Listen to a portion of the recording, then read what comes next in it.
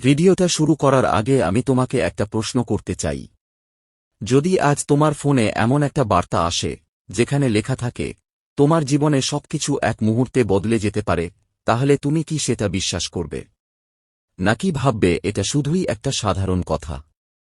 আসলে জীবন আমাদের এমন কিছু শিক্ষা দেয় যা কোনো বই, কোনো মানুষ বা কোনো অভিজ্ঞতা আগে থেকে বুঝিয়ে দিতে পারে না।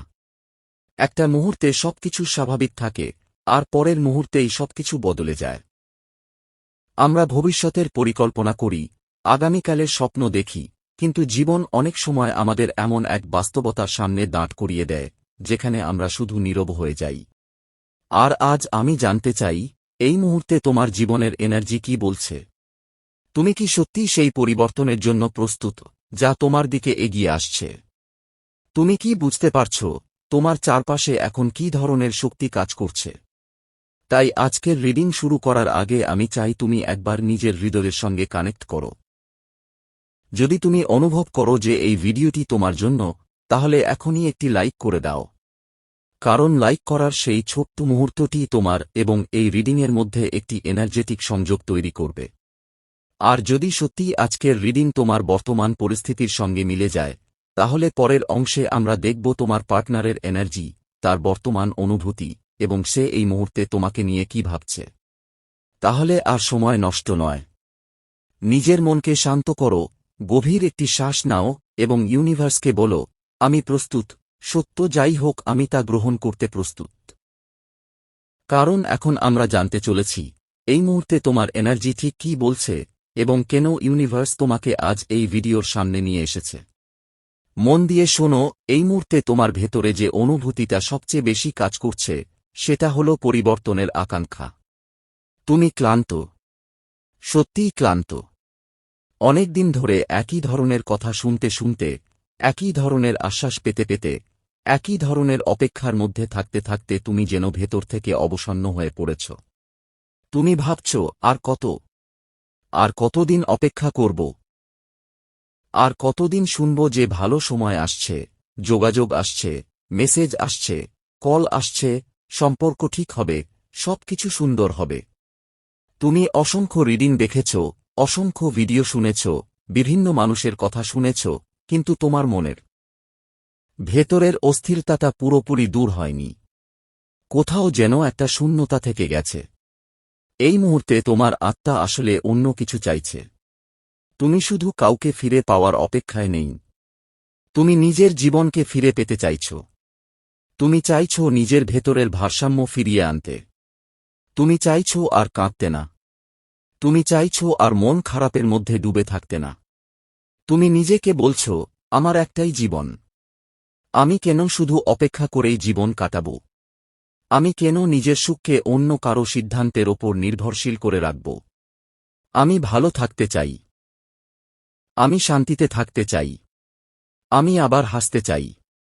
আমি আবার নিজের জীবনটাকে উপভোগ করতে চাই। তোমার ভেতরে যেন একটা নীরব প্রার্থনা চলছে। তুমি হয়তো প্রতিদিন বলছ, হে ঈশ্বর, যদি সে ফিরে আসার হয় তবে সে ফিরুক। যদি না ফিরতে হয় তবে সে ভালো থাকুক। কিন্তু তুমি আমার জীবনটাকে সুন্দর করে দাও। আমাকে এমন শক্তি দাও যাতে আমি নিজের জন্য বাঁচতে পারি। আমি যেন নিজের আনন্দ খুঁজে পাই। আমি যেন নিজের মূল্য বুঝতে পারি। আর ঠিক এই অনুভূতিটাই এখন তোমার সবচেয়ে বড় শক্তি হয়ে উঠছে। কারণ যখন মানুষ নিজের সুখের দায়িত্ব নিজে নিতে শেখে, তখনই তার জীবনে সত্যিকারের পরিবর্তন শুরু হয়। এবার তোমার সেই মানুষটার কথায় আসি, যার কথা ভেবে তুমি এতদিন ধরে অপেক্ষা করছ। তার জীবনের ভেতরেও কিন্তু অনেক কিছু বদলে গেছে। তুমি যে মানুষটাকে শেষবার দেখেছিলে, আর এখন যে মানুষটা ধীরে ধীরে তোমার দিকে এগিয়ে আসছে, তারা পুরোপুরি এক নয়। সময় তাকে অনেক কিছু শিখিয়েছে। জীবন তাকে অনেক অভিজ্ঞতার মধ্যে দিয়ে নিয়ে গেছে। কিছু সমস্যার সমাধান হয়েছে, আবার কিছু নতুন সমস্যাও এসেছে। কিছু স্বপ্ন সে পূরণ করেছে, আবার কিছু জিনিস তার হাতের নাগাল থেকে হারিয়েও গেছে। অনেক কিছু ঘটেছে তার জীবনে, কিন্তু সেই সব কিছু তোমাকে বলতে পারেনি। একটা সময় ছিল যখন সে তোমার সঙ্গে সবকিছু ভাগ করে নিত। তার ছোট বড় চিন্তা, তার পরিকল্পনা, তার আনন্দ, তার দুঃখ, সবকিছু তোমাকে বলত। তুমি তাকে পথ দেখাতে। তুমি বলতে কোন মানুষকে বিশ্বাস করতে হবে, কাকে দূরে রাখতে হবে, কোন সিদ্ধান্ত ভালো হবে, কোন সিদ্ধান্ত ভবিষ্যতে সমস্যা তৈরি করতে পারে। সে তোমার কথা শুনত, তোমার পরামর্শকে গুরুত্ব দিত। আর আজ সেই জায়গাটাকেই সে সবচেয়ে বেশি মিস করছে। কারণ জীবনে অনেক মানুষ আসে, কিন্তু এমন কাউকে পাওয়া খুব কঠিন যে সত্যিকারের তোমার ভালো চায় এবং তোমাকে সঠিক পথে এগিয়ে যেতে সাহায্য করে। এই মুহূর্তে তার মনে অনেক অজানা কথা জমে আছে, অনেক গল্প, অনেক অভিজ্ঞতা, অনেক অনুভূতি। আর সেই সবকিছুই সে তোমার সঙ্গে ভাগ করে নিতে চায়। সে চায় আবার সেই পুরনো সংযোগ ফিরে আসুক। সে চায় তোমার সঙ্গে বসে জীবনের গল্পগুলো বলতে। সে চায় তুমি আবার তার জীবনের অংশ হও। কারণ তার মনের গভীরে এখনও সেই জায়গাটা খালি পড়ে আছে, যেখানে একসময় শুধুই তুমি ছিলে। আর যখন তার বর্তমান অনুভূতির দিকে তাকানো হয়, তখন একটা বিষয় খুব স্পষ্ট হয়ে ওঠে। সে তোমাকে একজন শক্তিশালী, প্রতিষ্ঠিত এবং আত্মনির্ভর মানুষ হিসেবে দেখে। তার চোখে তোমার মূল্য অনেক বেশি। সে মনে করে তুমি এমন একজন ব্যক্তি যে নিজের পায়ে দাঁড়াতে জানে, নিজের জীবনকে সামলাতে জানে এবং যে কোনো পরিস্থিতিতে নিজেকে গুছিয়ে নিতে পারে। সে তোমার আত্মবিশ্বাসকে সম্মান করে। সে তোমার পরিশ্রমকে সম্মান করে। সে জানে তুমি অন্যের ওপর নির্ভর করে বাঁচো না, বরং নিজের শক্তিতে নিজের পৃথিবী তৈরি করো। তোমার সম্পর্কে ভাবতে গিয়ে সে অনেক সময় স্বপ্নের জগতে হারিয়ে যায়। দিনের অনেকটা সময় সে ভাবতে থাকে, যদি আবার কথা হতো, যদি আবার সবকিছু নতুন করে শুরু করা যেত, যদি সম্পর্কটাকে অন্য এক সুন্দর জায়গায় নিয়ে যাওয়া যেত। তার মনের মধ্যে ভবিষ্যৎ নিয়ে নানা ধরনের ছবি তৈরি হচ্ছে। সে ভাবছে কিভাবে তোমার সঙ্গে আবার সংযোগ তৈরি করা যায়, কিভাবে দূরত্ব কমানো যায় এবং কিভাবে সেই সম্পর্কটাকে আরও সুন্দর, আরও স্থায়ী এবং আরও গভীর করে তোলা যায়। সবচেয়ে বড় কথা হল, সে এখন শুধু অতীতকে মনে করছে না, সে ভবিষ্যতের কথাও ভাবছে। আর সেই ভবিষ্যতের ছবিতে তুমি এখনও আছো। তাই যদি এতক্ষণে তোমার নিজের অনুভূতিগুলোর সঙ্গে এই কথাগুলো মিল খুঁজে পাও, তাহলে জেনে রেখো তোমার ভেতরের পরিবর্তন আর তার ভেতরের উপলব্ধি দুটোই একই সময় কাজ করছে। আর অনেক সময় ঠিক এই ধরনের পরিবর্তনই দুইটি মানুষের জীবনে নতুন অধ্যায়ের সূচনা করে। এই মুহূর্তে তোমার মানুষটার মনের ভেতরে যে বিষয়টা সবচেয়ে বেশি ঘুরপাক খাচ্ছে, সেটা হলো তোমাদের সম্পর্কের ভবিষ্যৎ। সে শুধু তোমাকে মিস করছে না, সে ভাবছে কোথায় ভুল হয়েছে, কার ভুল হয়েছে, কিভাবে সবকিছু আবার ঠিক করা যায়। অনেক সময় মানুষ দূরে চলে গিয়েও দূরে যেতে পারে না। শরীরের দূরত্ব তৈরি হয়, কিন্তু মন তখনও একই জায়গায় আটকে থাকে। ঠিক তেমনটাই এখন তার সঙ্গে ঘটছে। বাইরে থেকে সে হয়তো চুপচাপ আছে, হয়তো তোমার সঙ্গে কোনো যোগাযোগ নেই, কিন্তু ভেতরে ভেতরে সে তোমাকে নিয়েই ভাবছে। সে যেন দূর থেকে তোমার জীবনটাকে পর্যবেক্ষণ করছে। তুমি কি করছো, কোথায় যাচ্ছ, কেমন আছো, কি নিয়ে ব্যস্ত আছো, এসব জানার চেষ্টা সে নিয়মিত করছে। তোমার কোনো নতুন ছবি, কোনো নতুন পোস্ট, কোনো স্ট্যাটাস, কোনো ছোট্ট আপডেটও তার নজর এড়াচ্ছে না। সে জানতে চাইছে, তুমি এখনো কি তাকে ভালোবাসো? তুমি কি এখনো তার জন্য অপেক্ষা করছো? নাকি তুমি ধীরে ধীরে তাকে ছেড়ে নিজের জীবন নিয়ে এগিয়ে যাচ্ছ? এই প্রশ্নগুলোই এখন তার মাথার ভেতরে বারবার ঘুরছে। একটা বিষয় খুব স্পষ্টভাবে দেখা যাচ্ছে, সে এখনো তোমার প্রতি গভীরভাবে আকৃষ্ট। শুধু শারীরিক আকর্ষণ নয়, মানসিকভাবেও সে তোমার সঙ্গে সংযুক্ত রয়েছে। দিনের অনেকটা সময় সে তোমার কথা ভাবছে, তোমাদের একসঙ্গে কাটানো মুহূর্তগুলো মনে করছে। সেই পুরনো হাসি, সেই পুরনো কথোপকথন, সেই বিশেষ দিনগুলো তার মনে বারবার ফিরে আসছে। অনেক সময় সে নিজের অজান্তেই অতীতের স্মৃতির মধ্যে হারিয়ে যাচ্ছে। কোথায় তোমরা একসঙ্গে গিয়েছিলে, কি নিয়ে কথা বলেছিলে, কিভাবে সময় কেটেছিল, সবকিছু যেন তার মনের মধ্যে জীবন্ত হয়ে উঠছে। আর সবচেয়ে গুরুত্বপূর্ণ বিষয় হল, সে আবার তোমার সঙ্গে মিলনের সম্ভাবনা দেখতে চাইছে। তার হৃদয়ের গভীরে এখনও সেই ইচ্ছেটা রয়েছে যে একদিন আবার সবকিছু ঠিক হয়ে যাবে।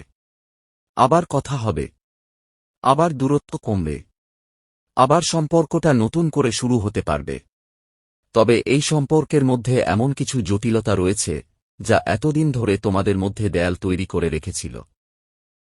কিছু বাধা, কিছু চাপ, কিছু পরিস্থিতি ছিল যা তোমাদের দুজনকে একে অপরের কাছ থেকে দূরে সরিয়ে দিয়েছে।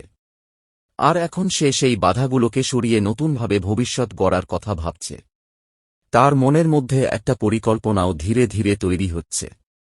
সে ভাবছে কিভাবে এমন একটা পরিবেশ তৈরি করা যায় যেখানে তোমরা দুজন আবার শান্তিতে থাকতে পারো।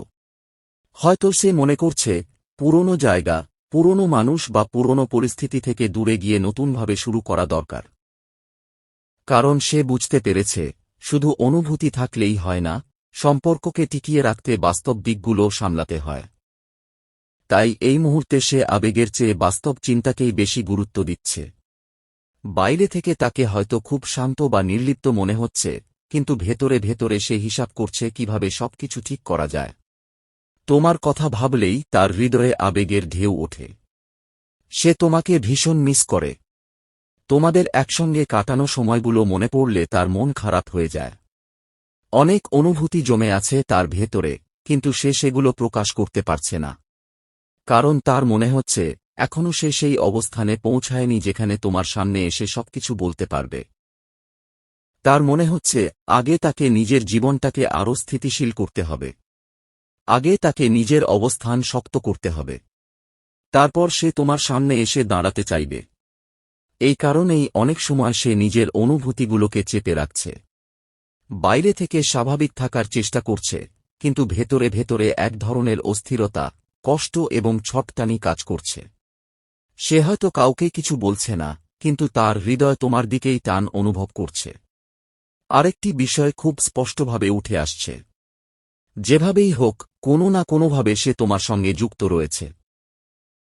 হয়তো সরাসরি নয়, হয়তো আড়াল থেকে, হয়তো কোনো পরিচিত মানুষের মাধ্যমে, হয়তো কোনো পুরনো সংযোগের মাধ্যমে, হয়তো এমন কোনো উপায়ে যা তুমি কল্পনাও করো না। কিন্তু তোমার খবর সে রাখছে। তুমি কেমন আছো, কি করছো, তোমার জীবনে নতুন কি ঘটছে, এসব জানার চেষ্টা সে নিয়মিত করছে। সবচেয়ে আশাব্যঞ্জক বিষয় হল তার ভেতরে যোগাযোগ করার ইচ্ছেটা দিন দিন বাড়ছে। সে ভাবছে কিভাবে তোমার কাছে আসা যায়, কিভাবে আবার কথা শুরু করা যায়, কিভাবে সেই দূরত্বটা কমানো যায়। এখনও হয়তো সে পুরোপুরি প্রস্তুত নয়, কিন্তু তার মন সেই দিকেই এগিয়ে যাচ্ছে। তার অনুভূতিগুলো আগের চেয়ে অনেক বেশি জোরালো হয়েছে। তোমাকে মিস করার অনুভূতি, তোমার সঙ্গে কথা বলার ইচ্ছা, এবং তোমাকে জীবনে আবার ফিরে পাওয়ার আকাঙ্ক্ষা, সবকিছুই ধীরে ধীরে আরও গভীর হচ্ছে। তোমাদের মধ্যে যে বাধাগুলো ছিল, সেগুলোর একটি বড় অংশ এসেছে পারিবারিক চাপ, সামাজিক পরিস্থিতি কিংবা ব্যক্তিগত অহংকার থেকে।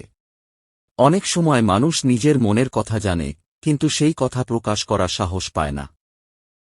অনেক সময় সে এমন কিছু গোপন করে রাখে, যা প্রকাশ পেলে পরিস্থিতি আরও জটিল হয়ে যেতে পারে। তোমার মানুষটার ক্ষেত্রেও ঠিক তেমন কিছু দেখা যাচ্ছে। এমন কিছু বিষয় রয়েছে যা সে এখনও পুরোপুরি তোমাকে জানায়নি, কিন্তু সময় এলে সে সেগুলো নিয়ে কথা বলতে চাইবে। এখন তার জীবনে একটা পরিবর্তনের সময় চলছে। সে আগের মতো নেই। তার ভাবনা বদলেছে, তার উপলব্ধি বদলেছে, এবং সে ধীরে ধীরে বুঝতে পারছে জীবনে সত্যিই কি গুরুত্বপূর্ণ। আর সেই উপলব্ধির কেন্দ্রে তুমি এখনও আছো। তাই সে সম্পর্কটাকে নতুনভাবে দেখছে, নতুনভাবে ভাবছে, এবং নতুনভাবে গড়ে তোলার ইচ্ছা পোষণ করছে। এই বার্তাটির মূল কথা একটাই, সবকিছু শেষ হয়ে যায়নি। অনেক অনুভূতি এখনও জীবিত আছে। অনেক কথা এখনও বলা বাকি আছে। অনেক উত্তর এখনও প্রকাশ পাওয়া বাকি আছে। তাই নিজেকে নেতিবাচকতায় ডুবিয়ে রেখো না। নিজের জীবনকে ভালোবাসো, নিজের শক্তিকে বিশ্বাস করো এবং ইতিবাচক থেকো। কারণ অনেক সময় জীবনের সবচেয়ে সুন্দর অধ্যায় শুরু হয় তখনই, যখন আমরা ভাবতে শুরু করি যে গল্পটা হয়তো শেষ হয়ে গেছে। তো বন্ধুরা, এই ছিল আজকের স্পেশাল ডিভাইন রিডিং মেসেজ। এই মেসেজ যদি আপনাদের ভালো লেগে থাকে তাহলে ভিডিওটিতে লাইক করে চ্যানেলটিকে সাবস্ক্রাইব করে রাখুন। দেখা হবে পরবর্তী ভিডিওতে। ধন্যবাদ।